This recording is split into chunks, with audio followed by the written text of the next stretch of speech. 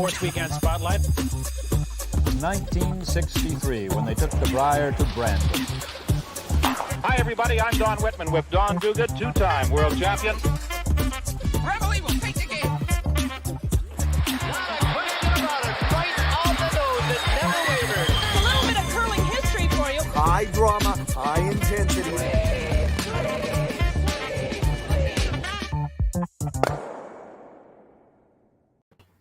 Call, if there was ever a time to say buckle up, this might be it. What a hell of a week it's been. Hi again, curling fans, and hello, Call. We're both back in Canada. We are both back in Canada, finally on the right time zone. Hello, curling fans. You asked for the show. We're back. All right. We're back. And obviously, it is a jam-packed show, and we have a lot to cover. But as the granite world turns, Call, these are the days of our lives. It has been like a soap opera, though, hasn't it? It certainly has. Where do we start? Maybe Well, with a whiteboard. With a Okay. you have many You sang whiteboards. so beautifully earlier with my title of this, Changes. Do you want to do You it? wanted me to sing like I did. Yeah. I'm not you're not singing. going to. So here's a little of the timeline for everyone, just to bring us all up to speed. We're on the same page Great. about some of the major changes. Right. When Don McEwen retired, then JJ announces the band is breaking up. That's Okay? right. Then Tracy Fleury dissolves. And then Kaitlyn Lawes' announcement earlier today that she's Right. got half Fleury, half Jones. When you think about that Olympic trials final, do you not go, whoa, 50-50? Little Kaitlyn? bit of column A, little bit of column B. That's right. So Joss and Kaitlyn are sticking together. And then it's Kristen and Selena from Team Fleury. Right. We've heard nothing yet from Tracy about what her plans are, but it's really interesting that those two giants have dissolved. I mean, when you think of how great that final was, and it had some moments of bumps. I'm laughing about the fact that your entire room is littered with whiteboards. And Call, that is where we're at. We see curling fans letting us know where they're tuning in from. Keep lighting up the board. Send us questions. As we get into all the curlers on the show tonight, of course, the Women's World Curling Championship playing out right now. Canada, Team Anderson on the ice and leading 7-3 over Denmark in the eighth end. Anderson curling 2 just now, looking to rebound after that 11-3 loss, 6 ends, Call. Did you ever have a game like that at Worlds? Yes, I have. Sadly, I have.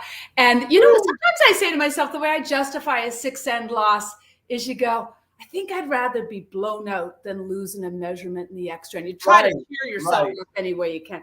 But a quick look at the standings here with Japan and Korea on top, and of course, Switzerland in that battle of the two giants, Switzerland and Sweden.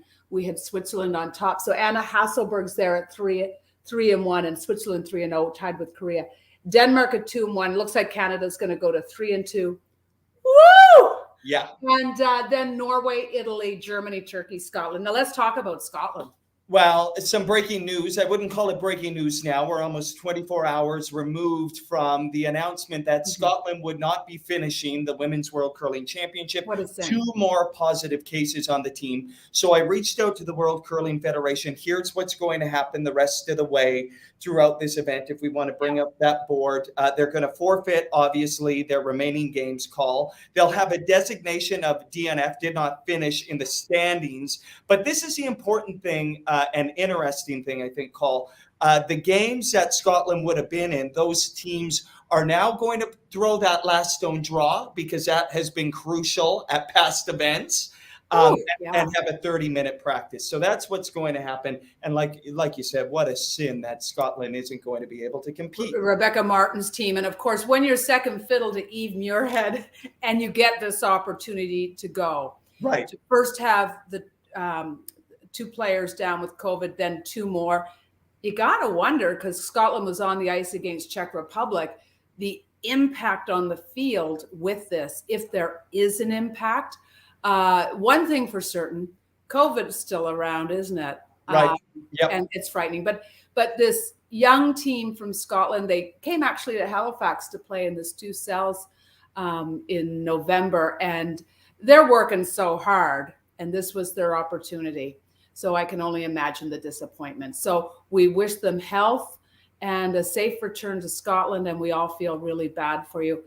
And that's interesting that the team still have to throw the last stone draw. Right. Also interesting that everybody just gets an automatic win. Right. It's the only fair way to do it, since 3 teams did have wins against Scotland. Really kind of makes and don't forget, ROC was of course kicked out of the women's worlds and the men's because of the war in the Ukraine. So they were already down a team too. So it's just interesting. Interesting, no doubt. And that is where we are going to segue, because at the bottom of the screen, you see this long list of curling royalty. We have a lot to get to, and the show is not going to be 30 minutes. So let's get right into it. And let's start with the latest breaking news just hours ago. Kaitlyn Lawes, skipper Kaitlyn Lawes, now on that curling show. She's on. Kaitlyn, skipper, how are you? Hello. Thank you for having me. Finally. Well, we love having your mom. So now we have to see, you have very big shoes to fill with Mrs. Moo Moo Moo. I was going to say, my mom has been on your show so many times, but this is my first invite. So I'm honored to join her on the list. She's both very funny and gives us the best tidbits too, just about life in general. No pressure. No pressure. No pressure. I'll try. What's it like to be stepping back into the skipping role after 12 years of playing the turd for JJ? I'll let you know next fall when we play our first game, I guess. But I'm so excited about our announcement today. We have had so many great conversations, and I'm just thrilled to be teaming up with Selena, Kristen, and Jocelyn. Well, we call it the 50-50, a little bit of this and a little bit of that. Right? Oh, there's a lot of little. We're all very little. Well, maybe we've just come up with a new nickname. How did it come about? What was your decision-making process like? Well, once we decided to part ways from the Jennifer Jones team, I kind of took a step back and tried to figure out what my future in curling was going to look like, and then started to have some conversations with a few players. And as soon as I started chatting with Selena, Kristen, and Jocelyn, it just kind of clicked, and it just seemed to come organically and supernatural. We had a ton of laughs right away, and it felt really easy. So I don't know, it just kind of happened very quickly, but I'm super excited about it. Kaitlyn, how challenging is change? We've seen the conversations going on over this last week about changes of lineups, hitting the reset button on the quadrennial, leading to the next Olympics. How challenging is that? How difficult is that to have those conversations, knowing that inevitably something has to end in all of this? Right. It's been a crazy few weeks with all the team announcements. I've never been a part of something like this in my life. So, I mean, this is the first time we've assembled a new team probably since I was 12 or 13 years old. It's been a long time. But, you know, as much as change is difficult and it makes you reflect on a lot of great memories and past experiences, it really makes you appreciate the time that you do have with the people that you've got to share that with. So I have so many fond memories, my 12 years with Jennifer and the girls, and that's something that I don't take lightly. It was very emotional when we did decide to part ways. But at the same time, change isn't always a bad thing. And it's nice to have a refresh and some new energy and something to look forward to. So I think it came at the right time, end of a quadrennial and the start of something new and great. And you did skip a little bit, didn't you, when JJ was pregnant? Didn't you have a couple of months there? Yeah, throughout the course of the last 12 years, here and there, I've had some skipping opportunities, although very few, but it's something that I've kind of haven't fully stepped away from, I guess you could say. But it's definitely been a long time since juniors. What did you love about skipping when you were juniors? Did you love having that last draw control, or did you want to throw up after a hard loss? Well, a bit of both. There's definitely, I remember some hard losses, but I loved skipping. I had skipped from the time I was 11 to 20, so that was a big. Ooh. Just like that. There's a ghost in her house. Just like that. She loves skipping. And what a great skip she was. 2 Canadian junior champions. And then let's not forget her, as we try to get her back, 2 Olympic goals. I mean, such a decorated. There you are. We're just saying good things about you. Something went wrong. I'm sorry. There's ghosts in your house. Yeah, apparently. Is Jocelyn still roaming with you? She probably just disconnected.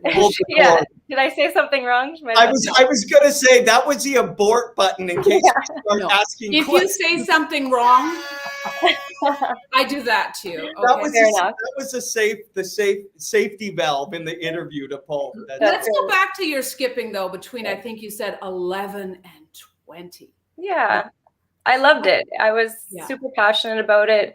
It felt like it was my position. I love strategy, but in the same breath, I've never been like tied to a position. As soon as the opportunity came to play third in women's with Kathy King and then 12 years with Jennifer Jones, like I was 1000% playing that position, and I buy into that role, and I want to try and be the best at that position and learn the role and learn my responsibilities. So, you know, it's going to be the same thing now going back to skip.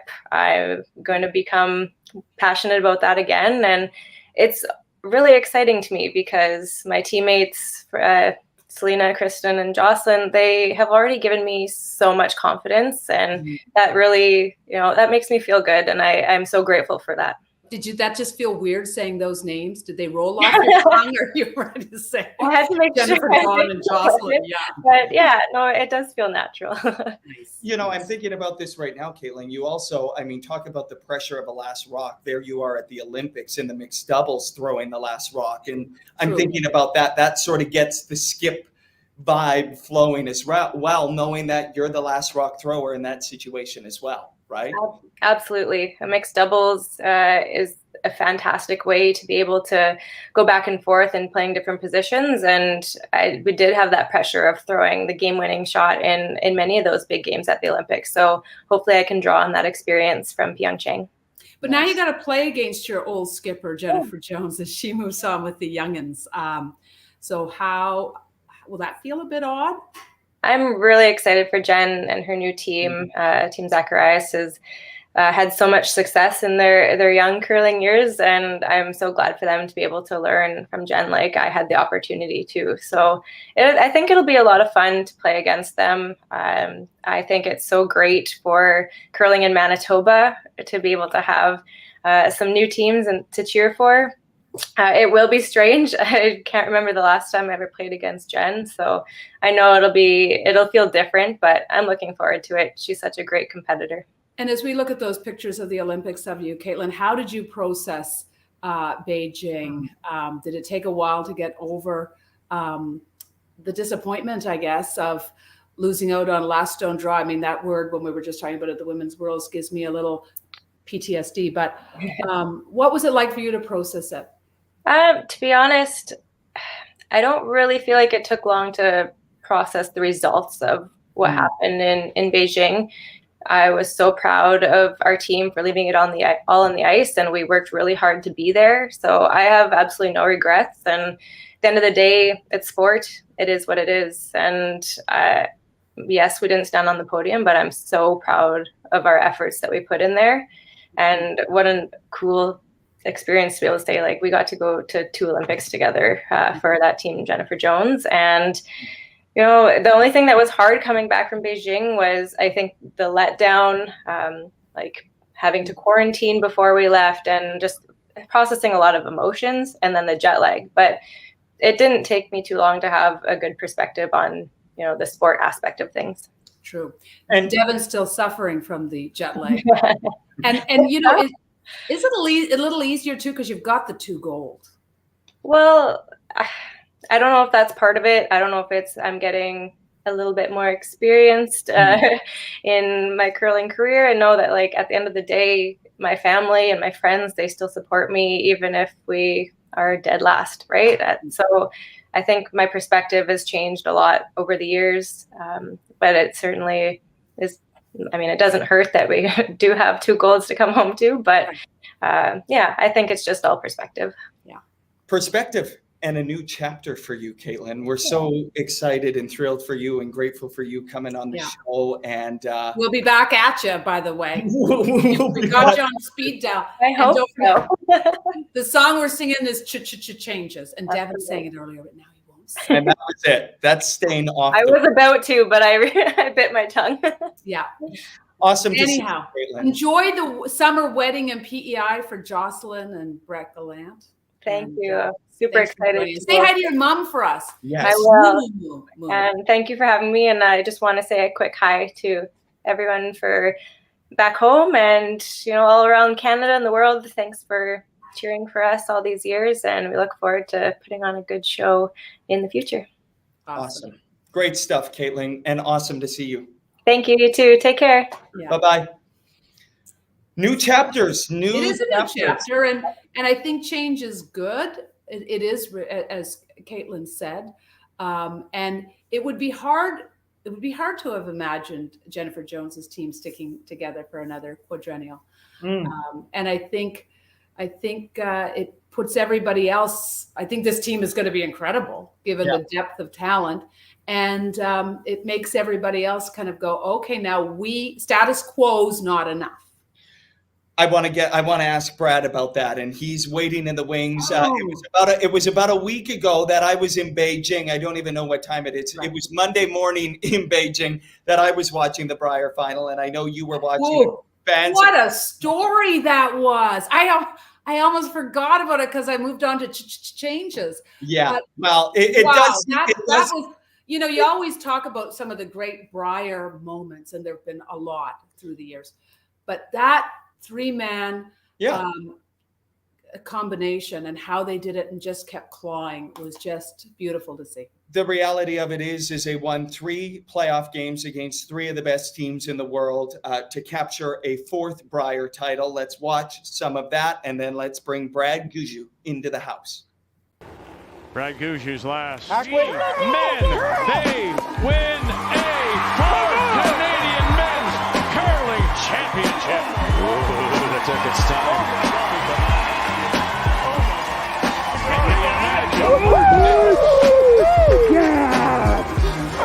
In his room.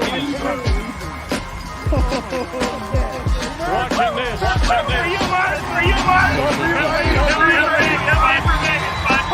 right. It's on now to represent Canada at the Men's Worlds in Las Vegas. Again, so nice. And especially when you guys said this is for you, Mark. That had me crying, I gotta say. Brad, was it heavier holding the trophy with just 3 people? You know what? In all the years we won, I never really put much effort into holding it. I let Brett and Mark do it. So I continued to do that this year. I just put the hand up there to make it look like I'm holding it. Did this even surprise you, and a guy that's probably done everything there is to do in sport? Did winning 3 wow you? Yeah. It not only surprised me, it shocked me. I think when it happened, I talked to my wife and she was trying to be very optimistic. And I said, I know there's a chance, but it's probably only a 1% chance. Like I knew the odds were really against us. And, I might've been playing it down a little bit, but they weren't very good. And for us to pull that off with 3 players on as good an ice as we played, because you had to be so precise to win on that ice and to do what we did, I'm not sure it'll ever be done again. Mm-hmm. I don't think anybody's dumb enough to go with 4 players. I think they'll take a 5th. So, well, why were you dumb enough to go with 4 players, by the way? What happened there? Just too close to the Olympics? Or what? I think when we got back from the Olympics, we weren't really focused on the Brier and we got a few days out and we're like, you know what, we haven't even booked our flights or picked a 5th or anything like that. So it just got too tight. And, we decided to roll with 4 and our mentality when we've done this in the past at the Brier is if someone goes down, well, we're not going to win anyway. So, but we proved that wrong this time. So it was just an amazing performance and all the credit really has to go to to Jeff and Brett for the way they handled the new roles and the way they managed that. That was an exceptional performance, and particularly by Jeff, because he was really thrown into a different role with having to call line and throw different shots. Brad, where are you in terms of energy and emotional energy? Because you did the Olympics, and what an emotional thing that was. And then you said we have really no expectations at the Briar, and then you get on a roll, and then you lose Mark, and then you win, and now you have to ramp up again for a world and everything else that has gone on, and we'll get to that. But where are you emotionally in all of this? Oh, on a scale of 10, I'm 0. I don't know if I have much left. This week has been obviously a challenge for a lot of high performance curlers in the country. And you tag that on to the Briar that we had and what we went through there with what Mark experienced. And even leading into the Briar, we had some challenges where we had to go through an appeal, and then the Olympics and the isolation before that. I'm looking forward to the off season, to be quite honest. But I know the World Championships is coming up, and that means a lot to our team, and it means a lot to Canadians. So we got to get ourselves ready to go. But it's been tough. Yeah, well, Devin's feeling it too, and he hasn't even won a Briar and he's been to the Olympics and the Paralympics and all that. Let's unpack some of what you said. What do you mean about the appeal? Before the Briar, there was just there was an appeal about us being the wild card team. So we had to deal with lawyers and stuff. That was just take some time and some energy before. Actually, I got a call from a lawyer the night we got home from the Olympics. But anyway, it's just some stuff we've had to deal with, and don't want to get too far into it. But just take some of that emotional energy and take some of the attention away from what you're trying to achieve. And, even now with what we've went through in the last week, you want to focus towards Vegas, and you get pulled in all kinds of different directions, and with press releases and interviews and, the news coming out and all that stuff. It's just been a little bit chaotic, but, it's brought a lot of attention to the sport, I think, which is probably a positive. But Mark Nichols is okay. Mark is good. We were down practicing today, and he feels pretty good. We didn't have a long practice because that was his first time out on the ice, and same first for me since last week. We decided to take the full week off, and it's good to see he's doing well. He had a rough couple days, but he seems to be almost 100% now. Brad, you have been through many quadrennials now. We've never seen anything like this. What do you attribute all of the hoopla to at this point? As far as the team changes? Yeah. To be honest, I'm not sure. We were fortunate enough 4 years ago. We didn't have to go through this because we stayed together. We kind of watched from afar as other teams were shuffling around, and even 4 years before that, we were in a similar position where we just brought in one player, and there wasn't as much shakeup. But you could get a sense in the fall that there was going to be. You look around at the teams and you're like, they're going to change. They're going to change. They're going to change. And by the time you look around, you're like, okay, that's every team out here that's going to have some sort of change, whether, it's a minimal change like us with one player, or whether it's a wholesale change where you're bringing in, 4 people from different teams. So, I could see it coming. I'm not shocked by it. I'm not sure why it's the way it is right now with as much change, but, 4 years together, practicing and training as much as we do, you could probably get tired of some people, or you want some change, or personality clashes, or just people aren't performing with other players, so there's lots of factors that go into it. Jeff is going to the Worlds with you. I know he's with the new young stars of Newfoundland and Labrador, Team Young. But Jeff won't be going with us to the Worlds. He's going to be heading with Nathan to the Canadian Juniors. So we'll have Jules. Jeff Stoughton's going to be joining us again, and EJ's going to be coming in as 5th. So, wish those guys best of luck. They got a great chance at the Canadian Juniors, and certainly put in a great performance at the Briar as well. To be 19 years old and be thrown into that spotlight, I thought they did incredibly well. Oh, well, they're looking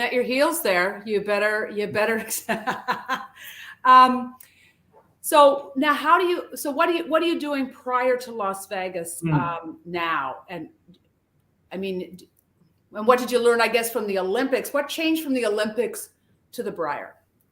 I think rest. We rested a lot. We didn't practice or throw too many rocks in between the Olympics and the Briar. I think rest was kind of prioritized, and we're trying to do the same thing now. Obviously, this past week we haven't got as much as we'd like, but certainly over the next 2 weeks, that is going to be right up there, making sure we're rested. We're not going to forget how to throw rocks, but we also have to throw enough rocks to keep ourselves kind of in the groove. So balancing that, but rest is going to be the big part. Brad, this is the last event with this specific foursome, and you have had incredible success. Not looking too far down that way, but how do you even begin to sum up the success this foursome has had? Because 4 Briars, a world championship, a bronze medal at the Olympics, it's been an unprecedented amount of success over this stretch with this group of people. Yeah, we've had a great run, and there's not much else to say. We've had a ton of fun. We've had a lot of success. We've enjoyed it. For us, it's a little different than some of the other teams with 4 new players. Like 3 of us are still staying the same. So, it's not a wholesale change. Obviously, with Brett going out, there's going to be someone coming in, and there's going to be an adjustment to that. But for the most part, I think a lot of things are going to stay pretty similar. But we're certainly going to miss playing with Brett. And, when we look back on it, the couple of years that I played with Brett and Jeff before Mark came on board, we struggled, and we were kind of learning how to play together. And Brett and Jeff were very new on the men's scene, and the way they evolved over those couple of years, especially when Mark came on, was so impressive. And we just felt when we went out on the ice, we were the team to beat, and we felt like that for a lot of years. Yeah, you certainly have that walk about you when you walk into a stadium. So you mean Mark just waited till you got them ready, sort of, and then he that's it. Back in. Mark let me do the heavy lifting at the beginning and got him ready, and then he just came in on his white horse and brought us to 4 Briars. No, but Mark was a big part in just helping them get over that last little hump and getting them comfortable, and having that experience down at the other end, that he brought when he came on the team was a big impact. And then EJ Harnden joining as 5th. Yeah, EJ is going to be joining us as 5th. We're excited about that. Obviously, we don't want to go with 3 players again if someone does go down or does get COVID or whatever it is. So, he's a pretty versatile player, and he's a guy we get along with really well. He could play third, could play second, could play lead, which is what we're looking for. And obviously, if something happens to me, Mark can step up. So we got every position covered, and enjoy being around EJ, and looking forward to it. He's gung-ho to get down to Vegas with us, and it's going to be a fun couple weeks. Well, Devin and I are hoping to come to Las Vegas with you too. Well, listen, Brad, we were there 4 years ago, and what a time that was with the pool patch. And I remember the autograph signing out there. Like, it was a bizarre scene. We got to get there. Let's take the bus. Surely there's a Greyhound. We're making a few changes. We were fortunate enough to learn from that experience 4 years ago that we're going to get a little bit more space this time around. So, I think that's going to help us this time, because that was a crazy experience where you just couldn't get away from anything. It was wild. So I think we're much more prepared going down there this time, and hopefully we'll feel more comfortable and play a little bit better. I remember those walks through the casino and through the pool. There was no space for you. No space. And before we let you go to bed, because it's almost 9:00 in Newfoundland. What do you think? Like, there was always talk that whoever was the Canadian Olympic team wouldn't even be able to go to the Briar. Now that you've gone through both, do you kind of go, this is doable, this should happen? It did happen, obviously, for you, but do you think it's manageable? It's manageable, obviously. Yeah, certainly. I'm like I said, we're pretty tired, but it is doable. We came back and we were able to win, so it's certainly doable. I think it has to come down to a particular team. If you have the majority of the team that wants to play and wants to go do it, then go for it. And the schedule obviously has to allow. You look at the schedules in the last few Olympic cycles, and either provincials or the Brier conflicted. So it didn't allow most of those teams that opportunity. Where our provincials were scheduled to be later in January, we actually could have done it. Now, COVID impacted that, so we got the wild card spot. But, if the schedule permits it, the team wants to do it, why not? I think it's a great way to come back. And, we were really one of the fan favorites up there, right up there with the two Alberta teams. And I think a large part of that was because we had come back from the Olympics and they appreciated the effort that we put over in Beijing. And we tried to reciprocate that by playing as hard as we could when we were there in Lethbridge. How was that, by the way? We got to go, Paul. Last question. No, but just in Lethbridge with fans back compared to the vibe in Beijing where, there were fans, but they were kind of quiet. To be honest, that was all the difference for us. That got us excited. We loved every moment of it. There was times in Beijing where you make a great shot and you're like, where's the noise? Where's the excitement? And we had that in Lethbridge. And I want to, give a big shout out to everybody that was there. It made that experience so much for us. So thank you guys. We appreciate it. It sounded like a Newfoundland Labrador crowd. Do you like Devin's another chance to wear the maple leaf, Brad? So good luck out there. And we'll be watching. Stay away from the pool party. I will do. Thanks, guys. Do whatever you did at the Brier. Yeah. Whatever you not did. Not three. Think that you have a 1% chance. Seems to work. Thank you, Brad. Thanks. Bye, Brad. All right, Cole, we got to keep moving. Brad Jacobs is going to be taking a year away from the game. This is not a retirement. This is a year away from the game. Mm-hmm. Let's take a look at some of these Jacobs shots from over the years.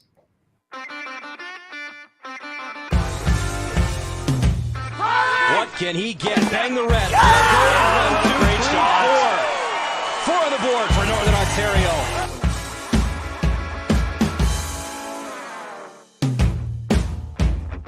Harnden staying with it. Oh, and he got him. 1, 2, and 3. He's going to run this back. Yes, but he's going to get his own. Oh! And look what he brings into play. The one at the back, and that's 1, 2, and 3 more. That's not fair. Chance for the win. Run is back. Touchdown.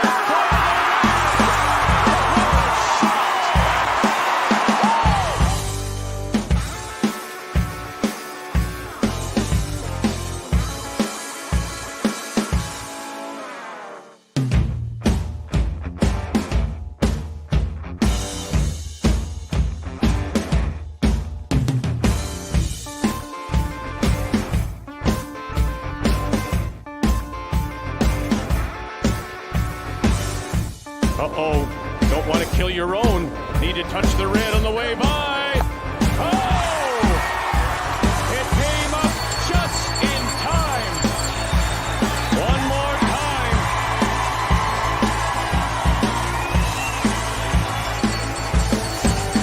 Will he catch anything? There it goes.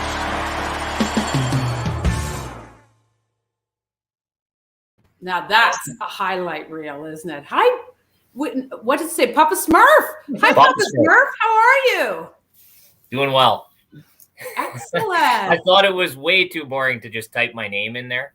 I went to type my name in. I started typing it, and I thought, no, I'm going to put one of my nicknames in there from the front end boys, mainly EJ. Well, now we're all going to call you Papa Smurf. The only other person that's done that for us is George Strombolopoulos. That's true. Oh, yeah? Yeah. What did he put in? Bonspielopoulos. I like that. That's clever too. A year off, Brad. Wow. I think it's a brilliant idea. Do you? I do. Yeah. This is what do you like about it? The first time you've done that. You've done it before, haven't you? I've never done this before, no. And if you want to know how I kind of came to that conclusion, that might be one of your next questions. But sure. I always you don't need us here, Brad. Papa Smurf. Papa Smurf, right. My guys are going to get a kick out of that, by the way. But anyways, for me, it was actually a pretty easy decision. And as I've told my guys, I'm really at peace with it. And I'm quite excited, actually. And it's been nice to kind of sit back over the last week or so and be out of all of the conversations of teams forming. It's been it's kind of liberating, actually. But I always told my guys over the course of the last number of years that it was hard for me to see past 2022. I really couldn't. And I don't really, I mean, I know why now. It's clear to me that I think I've made a really good decision because I am happy with it. But yeah, I just wanted to give it everything I had for our current team up till 2022. And I've done that. I feel like I've done that, and we've done that as a team. And I'm ready to kind of just take a break. That's all. Brad, thank you for that. That's really good perspective. When you say you couldn't see past 2022, can you tell us what that looks like in terms of what you've envisioned in the past and what wasn't clicking as you looked forward this time? Well, I guess we've kind of been, we've had our moments where we've been at the top of the sport, and we've been near the top of the sport for a decade now. And I'm sure you can both appreciate this. Colleen, yourself especially, you were involved in the sport at the highest level for so many years. It's a grind.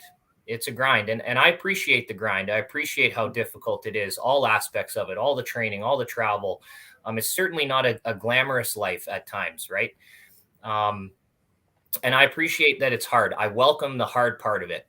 But I think for myself, this is the perfect time because we have a lot of other things going on outside of curling that, a lot of people probably don't know about. We've got a young family, and we're building our dream home. Now, a lot of people have young families out there. Don't get me wrong, but I do want to spend a little bit more time with my family, with my kids. We all sacrifice that time away when we travel and play. So I want to take some time to be with them a little bit more, and we're building a new home beginning in the spring here that's going to consume a lot of our time and energy over the course of the next probably 6 to 8 months, maybe even a little bit longer. Nice. We've got some business interests that we want to really pursue and put a lot of time and effort towards and be a little bit more consistent on that end in our life. So, and the other thing, I'm welcome and open to new challenges in with my health, just growing personally as an individual, as a family. So, yeah, that's some perspective on all of that for you.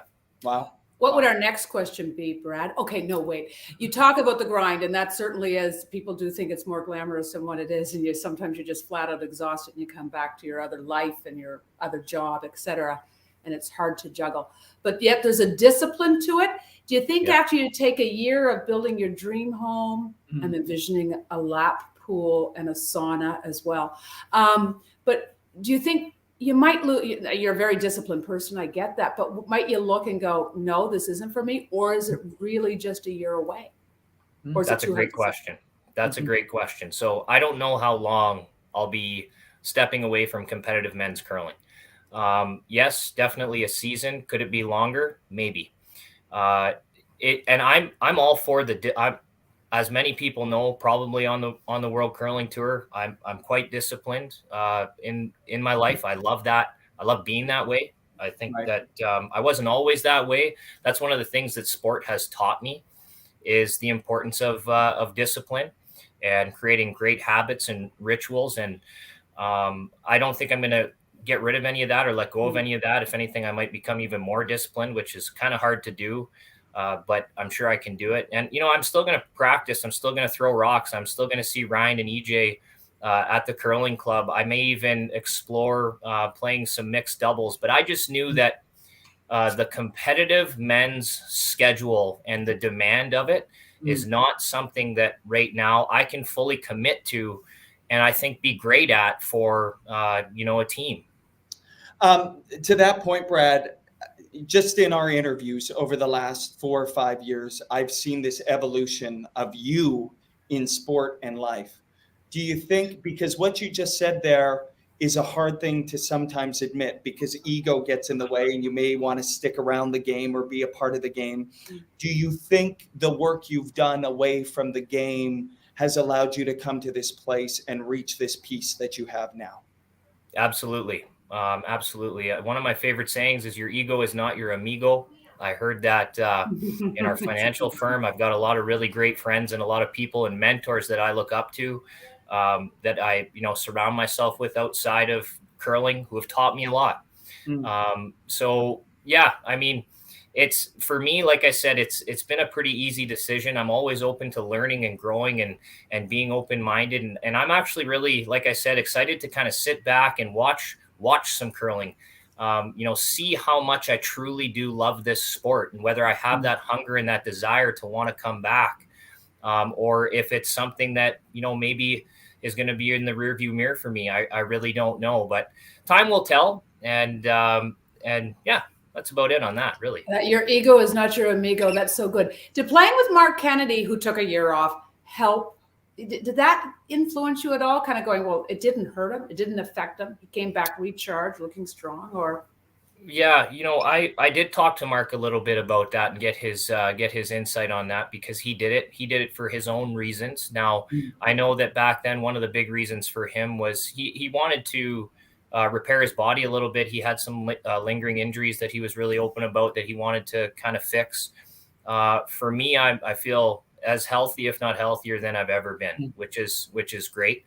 But he did say that it did rejuvenate him, give him a little recharge and refresh. And I think I need that at this point. Skipping is not easy. And I was watching, by the way, I almost feel like I'm a little bit of a sissy compared to Brad Gushue, who's been like on the grind like crazy over the course of the last few months. Right. But as he knows, and anyone knows who skips, that position is a different animal. It really is. And it can do some strange things to the individuals that play those positions. It's pretty tough. So and as everyone knows too, when they watch our team, we've played with a lot of intensity over the past 10 years. we really give it everything we got. Not saying that other teams don't, but we've always tried to, and we've talked about this a lot, bring that same intensity to that, a lot of players or a lot of teams bring to Canadian championships or into their playdowns, bring that same intensity into all the Grand Slam events, all of the club events that we play in. So we've been giving her, and that's just a lot of effort and energy that we've put out. And I just need to kind of hit the reset button here, like I said. Losing the Olympic trials, by the way, was that another dagger? Was that a dagger to the heart, really, of just like, there's another little bit of torture? Yeah, after we lost that, I kind of said, with the exception of a couple things, we've pretty much won and lost everything that this sport has to offer.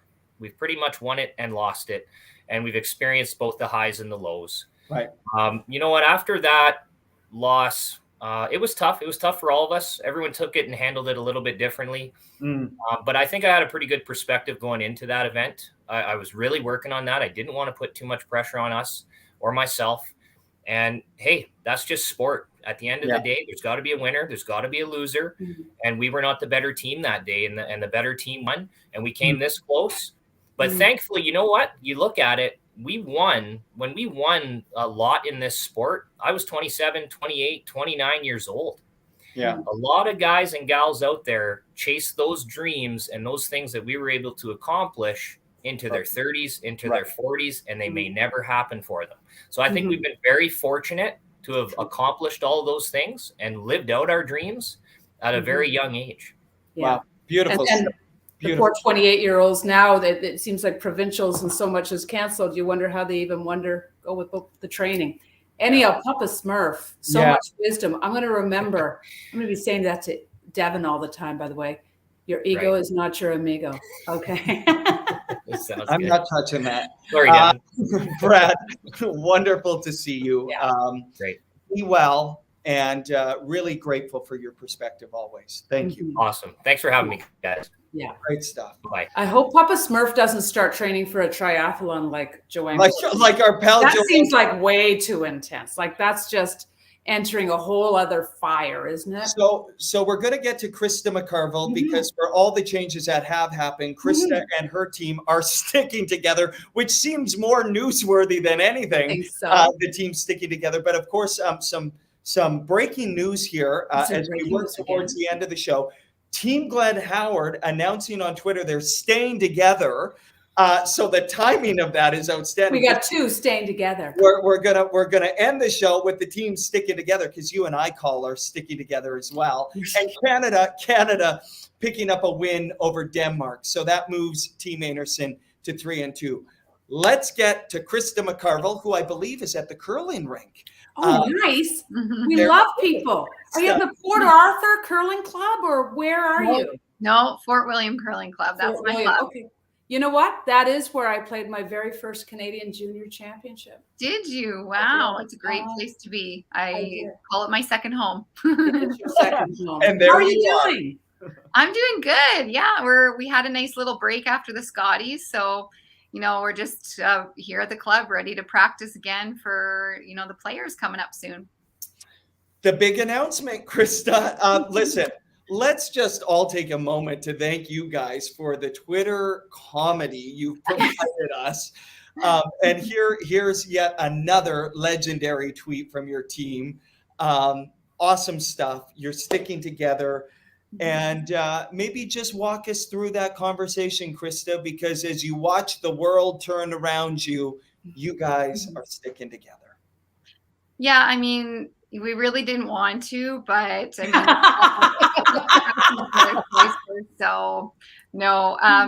I give all the credit to Sarah. She's the one that came up with the idea that we have to pull a prank on Canada about us, maybe not playing together, but no, of course we're playing together, and we're super excited for it because that's who we are, and we are such good friends. And I mean, we're missing a little bit, which we're working on, but that's something that we want to do, and we want to do it together. So we're really excited.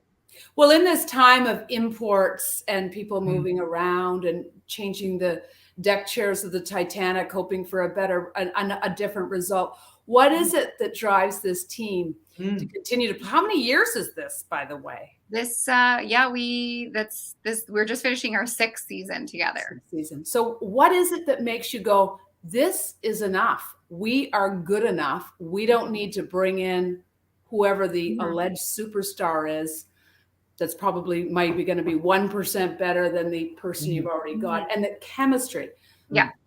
Well, that's the thing. I mean, we all play curling. We love the sport. We all have a passion for the sport. But, a big part of it is the fun that we have together. And I think if you're going to go out there and play all those Grand Slams and all those tournaments and not have fun, what's the point of doing it?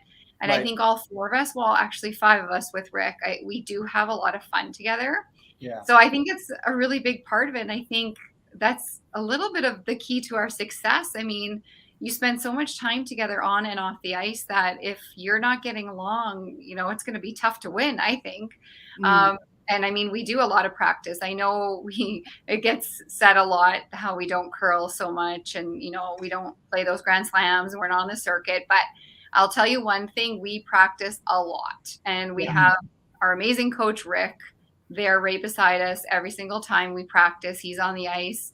He's either throwing his mitts, getting mad, throwing his broom, getting mad at us. So because we're not doing something right. But we have that together. And I think that's really important that maybe some teams are missing that I think we have. Kendra lives in Sudbury, so she's not, with us as often. But one thing we really did talk about just in the last few weeks of what are we going to do next year to get that little bit further.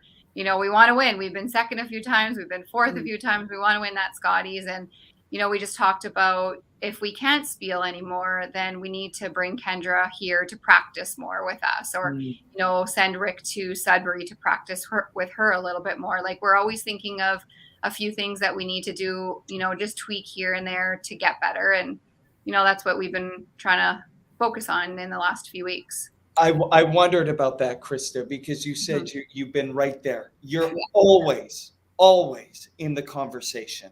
So, you could allow that to eat away at you, or you could allow it to push you. And it sounds like you as a team have decided it's going to push you and try and find, like you said, those extra couple of shots to push you over the edge because you're so close. Yeah. And that's the thing, we're very positive about it, and we are really close, and we know it's going to take the little extra to get there. But I think all of us, and we're talking about it, we went into our team meeting not really knowing exactly what everyone wanted to do. And it's nice to hear that everybody was on the same page. We all want to play hard. We all want to win. We want to do it together.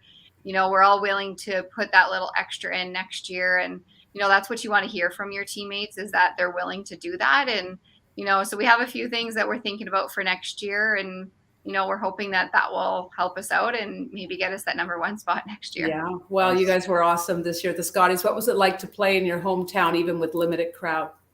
Yeah, I mean, it was limited at first. Well, we've never played without a crowd before. So the first game I said to Kendra, I'm like, I can actually hear you guys without really yelling loud. I kind of like it. But again, I mean, it's in Thunder Bay. You want that crowd. And then as soon as we were allowed some family and the volunteers, and I think there was about 400 volunteers and family in the stands, and it sounded like it was a full packed house. It was like insane. I couldn't believe it. It was super exciting. But again, I mean, hopefully, fingers crossed that, we get the Scotties back in a few years and we can experience the full effect of the Scotties. But I mean, the little bit that we experienced was pretty amazing still. Well, the cool thing about not overplaying, because, we were a team that didn't overplay and knew how to train well. Yep. You look fresh at the Scotties. It looks like this is joyous to play in again. And there's value in that, is there not? I agree. I mean, I think we go into every single bonspiel and every single competition feeling that fresh. And that's something that we say we don't want to be burnt out.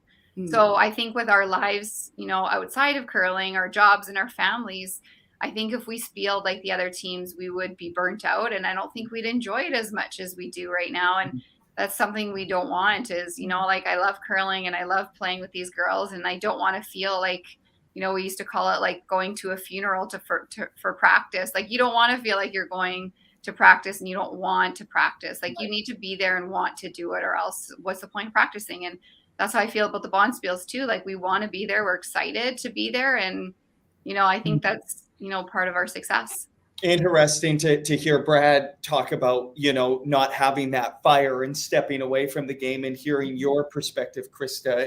I think maybe we should be listening and paying attention a little bit more about the schedule, the grind, the expectation, and the emotional toll that this game is now taking on people, Oh, absolutely. I mean, I couldn't even imagine what those top teams are doing. It's like mind blowing that they can do it. But I mean, everybody's different, and, you don't know exactly what their life is like outside of curling too much. So, I mean, you just have to respect what everyone is saying and what they want to do. And this is what we want to do. And this is how we, run our curling lives. And, we just want the same respect that everybody does. Yeah.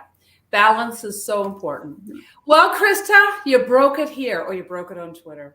You guys are staying together. So nice to. So push that little extra. No, try not to try too hard was our saying, but a little that much better. That's all. You got it. Nice to see you. Get out there and practice. Yes, I got to go practice now. Yeah. Say hi to Rick out there and the players. Awesome. Thank you, Krista. All right. Thanks for having me on. Yeah. Good to see you. See you later. Canadian junior there, Krista McCarville. By the way, Andrea Kelly, their team they had a change. Jill Brothers from Nova Scotia, right, who has been a great skip here, is joining Andrea Kelly as a second stone. So I think, first off, I think Krista McCarville's team is amazing. I love everything about that team. Yeah. The camaraderie on the ice, the way they treat each other, their enjoyment, their perspective, and Andrea Kelly's team with Jill. I liked them before Jill joined, but that's an amazing team. I think Andrea throws the prettiest rock in all of women's curling, and I don't say that lightly. We've made Mr. Glenn Howard wait. Well, he throws a pretty rock too. If his knee is fine, if his doing accidents are good and hasn't. Glenn, sorry to keep you waiting, buddy. No worries. Love listening to Brad and Krista. That was awesome. How's that knee of yours doing, Glenn? And nice to see you. Sorry, how's my knee? Yeah, nice to see you guys. Thanks for having me on. It's got some issues. It's funny. I think I've had issues for probably 15, 16 years, but nothing to the extent of this year. And I honestly think I overdid it this fall.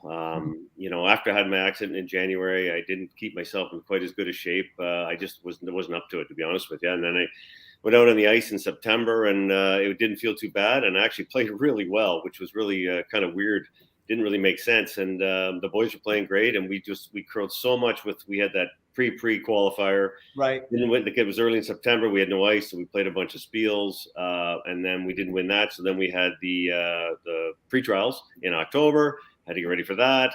Anyway, long story short, we played in the neighborhood of 60 to 65 games in less than 2 months, and it was right at the last event we played in the Grand Slam that my knee really started to bother me, and it was after that I went home right after that last event, and I guess mid-November. I went to play on a Tuesday night, and I couldn't slide on it, and then I hardly could curl. Then we had COVID. I thought, oh, no big deal. We'll just have a rest.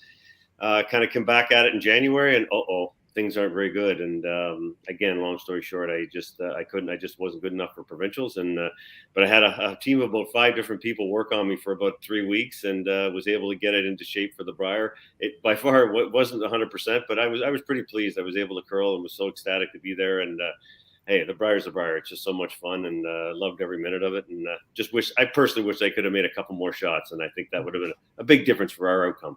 Well, you've got many more years, Glenn, because breaking news, the band is back together. Absolutely. Like, I'm not giving up. I'm having too much fun, Devin. Come on, man. This is awesome. We know that. Tell us about that. Tell us about the conversation. This has been wild. We'll get to that. But you guys are sticking together. Yeah, it's you know what? It has been a kind of bizarre year. You knew a lot of this was coming. I didn't think I'd see the magnitude of it. Like, it's literally everybody's breaking up, and you know, it was refreshing to see Krista and the girls kind of come up with a comical tweet to say they're staying together. And I said to the boys at the end of, but in the last 2-3 weeks, I said, listen, I'd like to go another year, but I said, by all means, if you find something better, have at her. Even Scott, I said, if you guys got something better, away you go.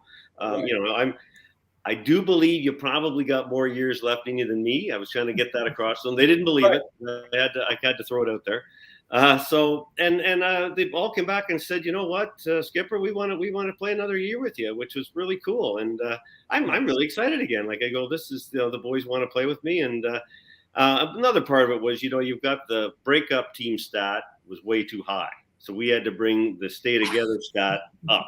The ratio. We got to level the playing field a little bit there, right? And there's not many of us in both sexes. Like, it's just crazy. But so I'm excited. I just obviously my knee's an issue. I'm going to have it looked at in the coming weeks, and we got the Players Championship come up. Hopefully it won't be anything serious, and get back at her next year.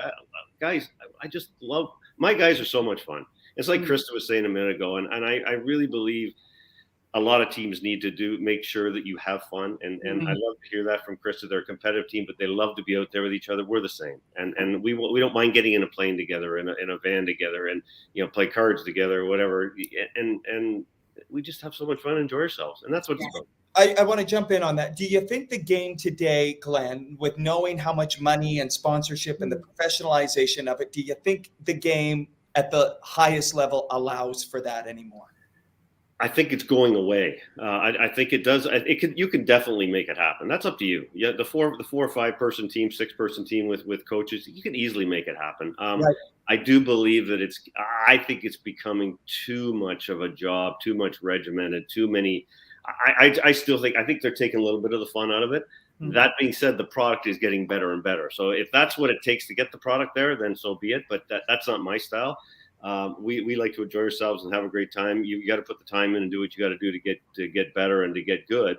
But there's no reason why you can't have a lot of fun in the same token.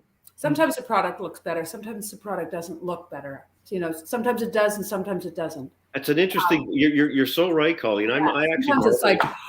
I know. I marvel at that sometimes, where I keep thinking I'm shocked at some of the misses that happen, and I'm thinking, wow, I thought they probably should have made that shot. Right. So that's a whole nother issue, right? Playing tight is you're just feeling like when it's tightening. My goodness, suddenly a draw looks like the hardest shot in the world. A draw that you make in practice over and over again. We always had this thing that you couldn't leave practice till you made like 8 draws in a row. Yeah, exactly.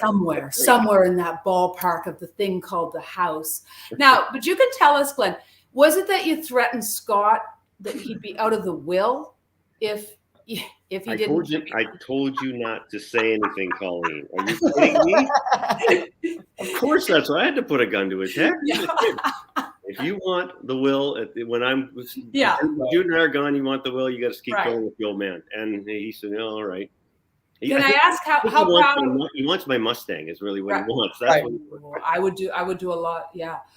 When they won the provincial with Scott at the helm, I was in Beijing. I just assumed you were there. I didn't know that you had knee trouble. But what was that moment like when you stepped away from being Glenn Howard, the skip, and you became Glenn Howard, the dad, watching, or maybe you were coaching? But I was coaching, and all of the above, Colleen. I just first of all, I was so impressed with all four of the guys. Tim, Dave, and then Adam Spencer to come in was unbelievable. And Adam, he is the best bear on the planet. Like he plays a couple of club games a week. He does his thing. He plays some mixed doubles. Hey, Adam, do you want to come play in provincial? Sure. And he comes in there, throws 80 to 90% for the week, which is absolutely unbelievable. Tim and Dave stepped it up, and then I got to give huge kudos to my son Scott. He just took control, guys. He embraced the position. You could see he was walking around with confidence. He made decisive calls. He went down. He heard the information. He was unreal, and it was emotional for me because I just sat back and went, "Oh my God, this is really cool to watch." Nice. And obviously, as a father, number one, and then as a coach, it's like, wow, what is going on here? And not that it surprised me, but I was so impressed with how he just took control, and then he owned it. And and the boys were so supportive with him, which made it even better. It was fun to watch. It really was amazing. Glenn, a question about all the changes and having these conversations, because you heard Krista say the team showed up and she had no idea what everyone was going to say. Where's the level of anxiety? When do you start having those conversations in a season? How does that happen in this sport where you have no GM, you have none of that? It just seems like a gut-wrenching thing. It's by far the worst thing that can happen in our sport, and you just nailed it. We don't have a GM, we don't have an owner, we don't have anybody that can do this for you. We do. Right. You do it as a player, as a teammate, as whatever, a skip maybe. Yeah, it's awful. And these discussions quite often, in my case over the years, you sort of talk about the elephant in the room as the year goes on. What do you think about next year? And if somebody wants to leave, they maybe say something, or if somebody wants to stay, hey guys, we're good for next year. We're going to go. And they want to lobby for their position sort of thing. And it's never comfortable. What I hate to see is when you do have breakups or people get cut, that you lose friendships. And, it's happened. And there's still a lot of those situations happening in curling today. But that's awful. You hate, if you've played with a person, you really enjoyed being with them, and you've had highs, like Brad mentioned, highs and lows, and you gotta live through that, but you have to support each other the whole time. And right. If you lose a friendship over it, would be just god awful. But to your point, Devin, I think it gets sort of addressed as the years go on. This is the worst time because of the Olympics and the quadrennial. People feel that I think they have to make changes for the next 4 years. Right. Mark my words, though, all those teams that have just made changes, they won't all be together 4 years from now. Okay, we're gonna write that down. Heard it here first. I could still be, because I'm still going to be curling. When you talk about friendships and the hurt that goes on and the divisions that happen because of breakups, and in many ways, curling teams are exactly like a marriage, and anybody who's had a divorce out there would know that it goes, when it's south and it's bad, and the love is over on the team, it's over. But if people would just remember a little what Papa Smurf just taught us, that ego's not your amigo. Right. Did I get that quote right, Devin? You did. That they would just look at it as, we're all moving on. The change can be a good thing. Some might argue that change has to happen after the Olympic run. And I do think now it's becoming easier, because I think it's almost a given now. Back in our day, Colleen, it just didn't happen as much. And when it happened, it was a major deal. Today, it's still a major deal, but I feel like because it's happening so often, it's just becoming a give. Okay, well, I guess I'm gone here. I'll try and get onto this team. I'm gone here. Glenn, in our day and age, well, you're still living in that day and age, but I'm not in the day and age. But before residency rules and that you could import, you were just stuck with whoever was sort of not stuck. If any of my curling teammates are listening, I was never stuck, especially if they were my sisters. But, it's hard to change outside the province, in our time. And now the residency rules, you can import from anywhere. Yeah, and that makes obviously that makes your pool of potentials way bigger than it used to be. You're right. Back, we were the same, and even go way back. We had to be members of the same club. Yeah, literally. Right. Oh my God. Same zone. I forgot that era. Parachuting. If you jumped out of one zone and got into another, you were, oh my God, that's not allowed.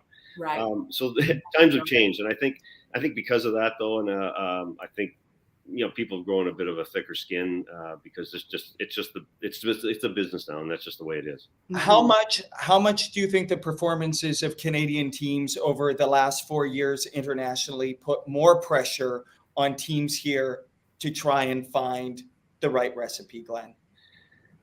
Yeah, I see it. The performance is still pretty solid. It is upsetting to hear. I feel bad for Brad and Jennifer this year. Like Brad and the boys, I think to their, they would tell you right to your face that they didn't play to their potential. And I think that's probably what upset them more than not getting a silver or gold.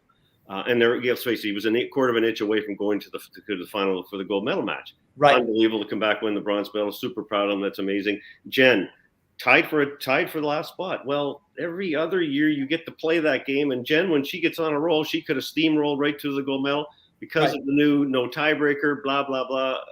Which I hate. So again, and again, you hear it all the time, the rest of the world's getting really good. Well, the rest of the world is phenomenal. And they don't have the depth like we have in Canada, but my God, the teams that they're sending in they got one or two teams in every country now. It seems like they're so good. Right. We are not, I don't care. And we can talk about new systems. I don't care what system we put in place for the next 4 years. We're not guaranteeing going to get a medal. We can do everything. We're not going to be guaranteed to get a medal because it's hard to win. The hardest thing for Canadians is when you go even to a Worlds and more so than Olympics, you think it's your last time, and there's that much added pressure. Like, oh, I've got to do it. That's what we have to deal with probably more so. But I think our reps over the last 8-10 years have been phenomenal. We just haven't quite got the results that we all thought we were going to get, and that's where we as Canadians have to relax a little bit. But I think there's going to be a lot of changes when it comes to the Olympic process moving forward, the next quadrennial, and it's going to be interesting to see what they do. Well, as long as it's not a hand-selected team. As long as it's not a hand-selected team, 100%. Don't like that. Not going to work. Yep. All right. Well, Glenn, nice to see you. Get that knee fixed. Glad you're staying together. Yes. Yeah, again, super excited about the boys wanting to play again, and again, a year at a time. This will probably be my last, but who knows? I'm still having. What's the date today? We're gonna chat again a year from now, and we'll have a tweet saying. I think my biggest fear is those three retire on me. Like they're getting old, right? I don't know how much they can take. So anyway, it's been a blast, guys. Thanks so much for having me on. Yeah, glad you could make it. I always enjoy it. Outstanding, Glenn. Great to see you. Cheers, guys. Thank Great you. Perspective, very funny. We knew it wouldn't be a half-hour show. It's an hour. It's more than an hour. Let's go to the board to recap the teams that have split up. My boards that are the official together. Boards. Here we go. There we go. Take a look on the left side of your screen. Basically, everybody call. Well, it certainly is a who's who of curling. So very interesting to see what the changes are going to be when they're all announced. And I was surprised that Laura Walker was also breaking up. I love that Colton Flash is staying together. I love that. They had a great run for my home province, Cole. They did. And I also loved watching them in the last chance Olympic trials here in Liverpool. That's right. They looked amazing.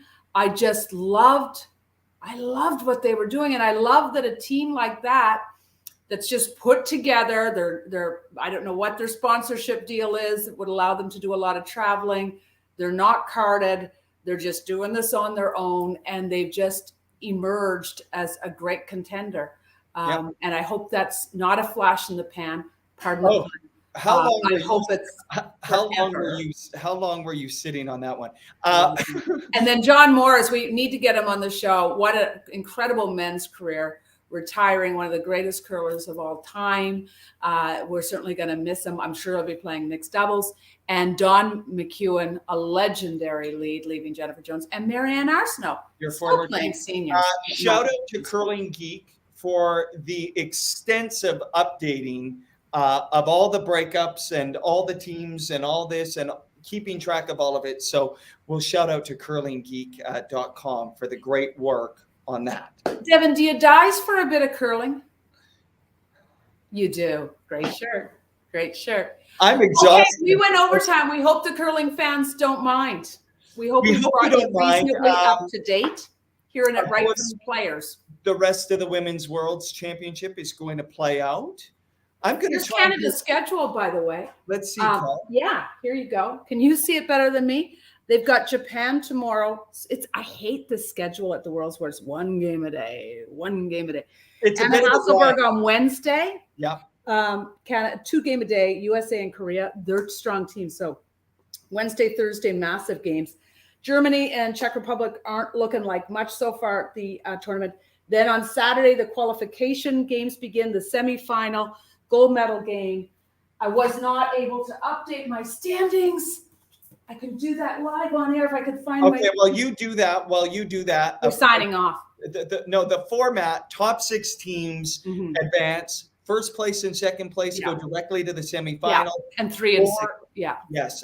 3 versus 6, 4 versus 5. Winners of that advance to the semifinal. It's super easy, just like curling always is. Always easy. Always easy. So Prince George, yeah. Prince George is where the event is taking place. It has been a hell of a week, a lot of changes. Thank you to the curlers. Thank you to the fans. We do this because of you.